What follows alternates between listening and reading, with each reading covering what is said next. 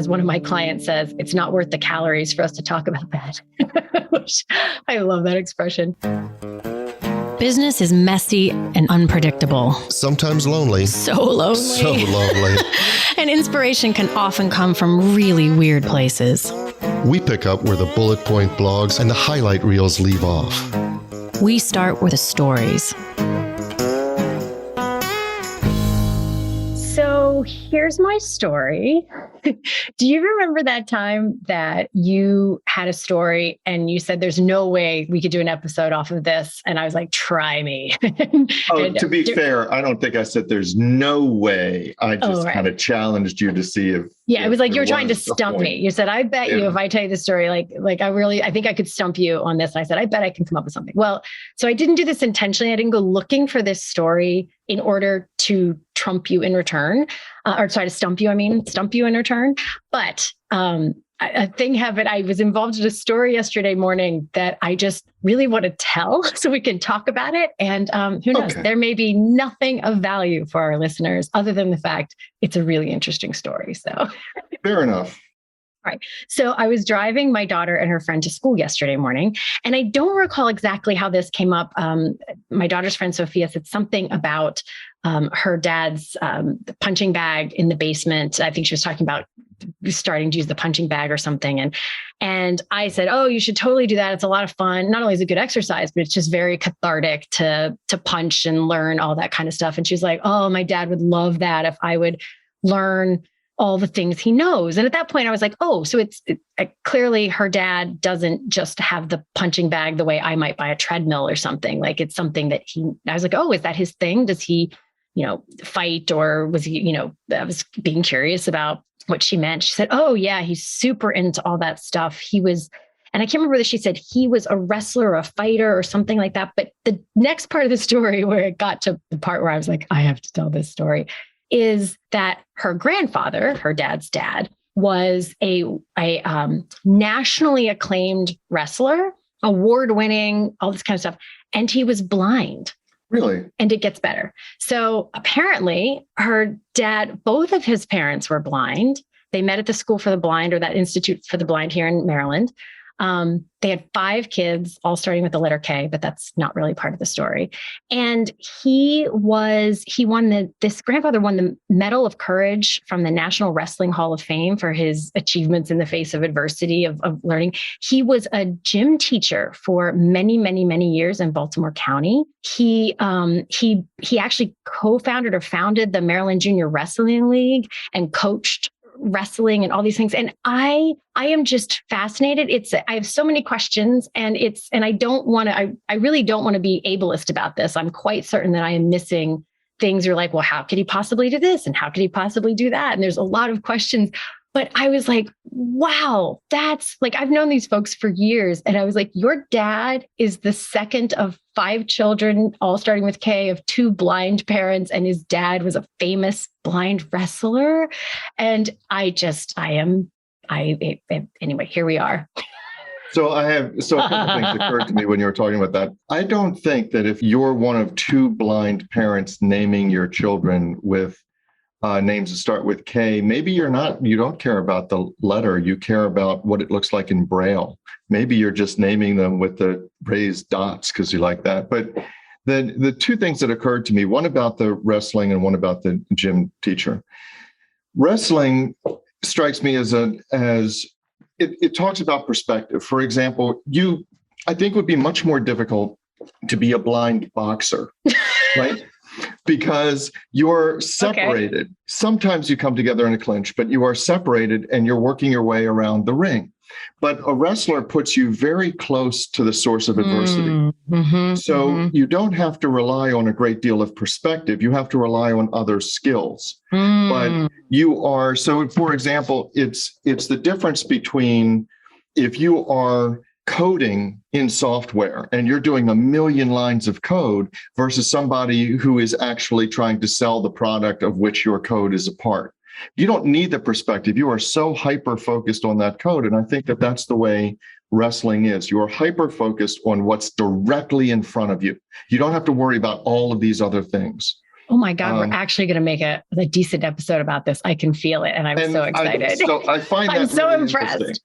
I find that really interesting. I do, because it also brings up another sort of thing to have perspective on, which is, I bet you that even in wrestling, you miss out. If you're blind, you miss out on some of the pre-warning. You don't see the person coming at you. You don't get some of the advance notice, I guess. But you have to be exceptionally adept at the agility. Speaking of a coding word, that agility to figure it out in the moment. So you don't have as much planning time per se, but you have to become exceptionally good at working with what's right in front, almost like a crisis. Like crisis PR is very, very, very different than being a PR firm that, it looks about like sort of positioning your image for the long haul so that you're a household name and whatnot. Those are very different tactics. And I think in a lot of companies, I know in architecture, there's a huge difference between, there was a hurricane and our roof was blown in by a tree kind of architecture versus campus master plans, or we just need an addition. And so those different types of brains, I think, function in different ways, and then making use of them is important. Yeah. So what it seems like what he did, and I want to get back to the gym teacher for a second, but it seems like what he did was he said, okay, look, I am an athletic person. I enjoy participating in sports. I need to go with my strengths. Now, and I need to have a real understanding, an honest understanding of my weaknesses. Right? So when you're blind, your weaknesses are right there. It's not hard to figure out. And that there are certain things. I'm really athletic, but ball sports are not going to be my thing. Track may not be my thing. So you start to narrow down and say, but what are my strengths? It might be reactivity. It might be physical agility. It might be perseverance, all of these things. And so you start assessing your strengths and where you can compensate for any weaknesses. When you say that, you can't see somebody coming at you. In wrestling, you don't have much need to do that. At the beginning of the match, maybe, but during the match, you are literally in physical contact with your opponent. One is on all fours, the other is. Did you wrestle? I did. So one is I didn't know that. Over top with the arm around. So everything about wrestling, not everything, most things about wrestling put you right up close with. That's so. I hadn't really thought about that. Yeah. That you're trying to accomplish. Now, the one thing I did want to mention about that I find interesting about the gym teacher. So the first thing that I thought was, if you're a blind gym teacher, you can have kids going, oh, we're just going to do whatever we want because we're going to just kind of make fun of the blind gym teacher and take advantage.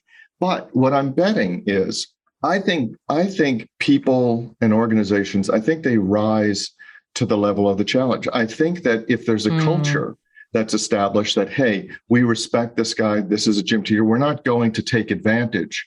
We're going to pull together to compensate for this. So there might be an assistant here, or they police themselves better, and I'm just interested in how that class would go, because I think that putting your deficiency or your weakness front and center may seem like an absolute no-no in terms of leadership. But I think some organizations, and maybe like this gym class, it rallies people together to actually see what you can accomplish despite one person's deficiency. Right. Well, especially because, this guy had a passion for and an excellence for understanding wrestling. What a silly, stupid thing it would be to squander that brilliance and wisdom because of a, air quotes, weakness or deficiency, that if there was a way to work around it. And, we're not even, there's a third layer here that's so glaringly obvious. I don't even think we need to waste time on it. As one of my clients says, it's not worth the calories for us to talk about that. Which I love that expression.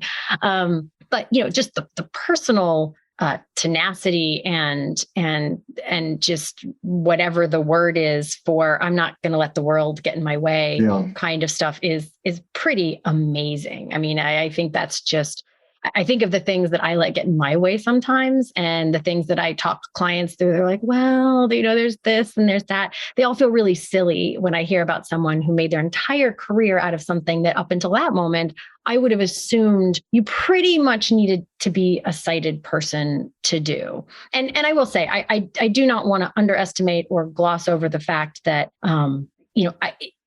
the whole like ableist thing where it's very easy to imagine like, oh, you have to have all these capacities to do these things. And there are lots of ways people work around things. And I'm not super knowledgeable about this one. So I will say though, just for quick reference, my high school gym teacher only had one arm.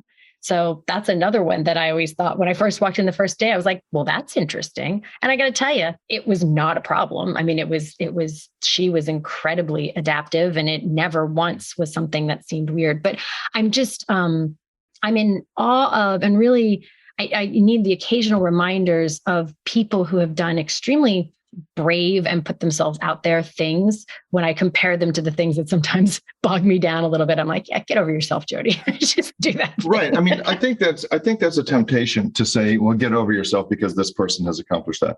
I do. I think most of us do that. Why am I using this as a stumbling block or seeing this as a stumbling block when this person has accomplished whatever? But I think there's something different when you are actually in physical proximity with this person every day, so it's a gym teacher or what have you. And I think it goes beyond just, I'm not going to see my stumbling blocks as so huge. I think part of it also, in terms of organization, goes to, I don't want to let her down. I think you turn inspiration into action, and it's not personal action necessarily, but it's group action that I could be inspired to do something and set a goal that, well, maybe I'm not too old to climb Everest. Spoiler, I am too old to climb Everest. But so that's the personal thing. But as a group, I think you start looking at this person and say, you know what? We need to be worthy of this person's effort, because you can recognize that this person has overcome a lot just to be here and to be in this position. And I think there's something about that elevates a group to perform. Yeah, I know. I think that's entirely possible. I think what is it that someone says, like, I've heard this quote both about drunkenness and also about anger, that it like brings out the things that hadn't been said, or it brings out more of the truth of a person or something. I think it probably brings out more of what is at the heart of any group. A mean group is probably just going to be more mean, but a group that has that to build on, probably it brings that out in them. I want to take another little turn here, because where I think another way that this really applies is in our concepts and approaches to hiring. Not just in the literal way of don't assume that if someone has a disability, they can't do the job. I mean, that's the obvious sort of piece there. And I would hope that that's already not that much of a thing. But just in the more metaphorical way, whether it's some rule you have made up about a degree somebody has to have, or how many years experience. Now, there are certain things that absolutely need a certain kind of experience. So I'm not suggesting it's an across the board, like wipe your slate clean of what you think the person needs to have. But I do think it's a reminder, because as I was reading, I found a little article on him, and I actually am going to talk to Sophia's mom sometime. I sent her a text. I'm like, here's a story I need to hear. She goes, oh, there's so much to that story. So I may get to hear more later. But, when I was reading this little article, it was actually his obituary. It was interesting to me because I was imagining him applying for that job. Mm-hmm. And he was a physical education teacher for 32 years. So this was his life. And at the beginning of that 32 years, I can imagine the person who, he interviewed with having some hesitations and having some concerns about how that would work. And if it was a foreign thing. And I'm assuming it was a foreign thing at the time. And so knowing when to take I won't say a gamble, but when to really be careful about what you filter out for, because, they use the word beloved. He was a beloved teacher in the system. And I think he was, I'm making up this story that he really, well, actually, I'm not making up the story. There were things about him having a huge impact on all the kids who got involved in this Maryland Junior Wrestling League. And he coached like all over a bunch of different YMCAs. He started the wrestling program at Patapsco High School and mentored and guided all sorts of wrestlers. Like he was a influential wrestling identity. I can't think of the word.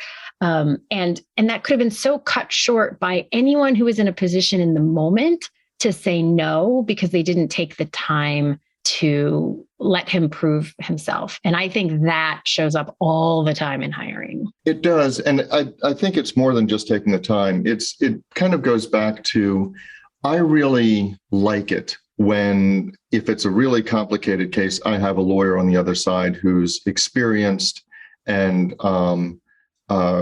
accomplished, because that person has confidence in him or herself, meaning that sometimes they can tell their client a hard truth. Sometimes they can go out on what other more or less experienced attorneys would think is a limb and allow this or allow that or concede that point, et cetera. You have to have a degree of confidence. I think the person that hired him to be a gym teacher, knew that if this turned out to be a failure, for the whole time, for the rest of his career, somebody would come to him and go, "You hired a blind guy as a gym teacher." And it would be a punchline. But that person had to have confidence in himself or herself to say, you know what, this is my call. And I know that many others wouldn't make this call, but this is my call, and I'm going to stick with it. I go back, and this is not nearly as dramatic a story, but I really do think about this. There was an athletic director at Duke named Tom Butters, and he hired Mike Krzyzewski, who was his experience in basketball was as a point guard when he played for Army. And Mike Krzyzewski, for his first 3 or 4 years, had a losing record, a record that people would get you fired. He had easily a record to keep you fired, and there was a lot of call to fire Mike Krzyzewski. But then he became a Hall of Fame coach. And when you read a lot of articles, they credit Tom Butters because he kind of withstood all of that outside pressure and said, no, this is what I think. And if your organization has somebody with that combination, or maybe it's one of our listeners, to be able to base, no, this is what I think, on their experience, and to shed some of the preconceived notions and listen, despite what may come at you from the second guessers and the doubters and the armchair quarterbacks. I think that's what makes for unparalleled success. Yeah. That's a really great point. Like the confidence to choose a path that may not be completely obvious to other people. This is a bit of a leap here, but it's something that comes up as something I'd love to do an episode on sometime, but I'll just drop a little bit of it in here. I work with a lot of people who are doing something that's at least to some degree innovative. Maybe they're in a pretty standard business, but they're trying to redo how, I have a salon client who really wants to upend the way stylists are paid so that they're not as tempted to jump and rent a suite when they actually start doing really well. And that really goes against the industry standards for what everybody says, don't ever do this and don't ever do that. And she's like, we're going to do it. Because I think it'll actually benefit us. And so those sort of path forgers kind of thing in some way. And there is a conversation that I have with every single one of them. And I even try and preempt it sometimes and say, there's going to be a day when you feel this way. And it doesn't really stick until they're in it. And even then, it takes a lot of reminding. Is that comes with so much frustration when you are someone who can see further about a particular thing than other people can. You want so badly to be understood and so badly for people to be like, oh, great idea. Like that would feel so good. But if you are someone who is forging a path that's not the one that every single other person has plotted down, you are going to have to get used to being not understood, having to slow down your thought processes and explain things over and over again that seem obvious. Like there's just this set of luggage that goes with that because people literally can't see what you see. And you can tell them all the time what it is you see, but that doesn't mean that they'll then get it. And so that balance of being able to, clearly this person could see that this guy was going to be a great coach, at least enough that he felt confident enough moving forward with it. And sometimes you have to say, that's okay. Like trust in that, like I can see it. And it's okay that not everybody else can. They will. And I just have to withstand this time to prove out my hypothesis. It's not unlike the scientific method. You have a hypothesis. You're going to beta test it. You're not beta test it. You're going to test it. You're going to prove it out. You'll either be proven right or wrong. And there you go. The last element that I would add to that is, yes, I agree. You have to have the confidence, and you will either be proven right or you'll be proven wrong. But you also have to be satisfied, just as you're able to forge ahead in the absence of people saying, hey, that's a great idea. You also have to be okay with the fact that it's so rare in human experience for somebody, even after the fact, in the face of unparalleled success, to come back to you and say, hey, I doubted you, but I was wrong. Yeah. So that's our story. But the discussion doesn't have to end here. No, it does not. In fact, we don't want it to. No, we don't. That is why we actually have our private Facebook group, which we started to make sure that we could get your comments, your rants, your thoughts, your stories. Your stories. You can find links to that group, as well as show notes and links to subscribe via email, and how to find us just about anywhere you can possibly find podcasts at sohere'smystory.com. And you can also find us on Facebook and Twitter at SHMS Podcast. And since we know it takes a village. Yes, it does. We'd like to thank our village, our super talented, incredibly patient team. And occasionally snarky team. Yeah, but in the best of ways. In the best of ways. Snarky. Yes. Good mockery. So a huge shout out to the people who actually help us produce our show. First, our sound engineer, Tom Hansen. Thanks to Christy Schmier for our brilliant show notes and all the other fantastic writing she does for us. And to Taylor Mathauer for doing just a little bit of everything. Including wrangling us. Which is no small feat. No, it's not. This is Jody Hume. And I'm Elliot Wagenheim. And you've been listening to So Here's My Story.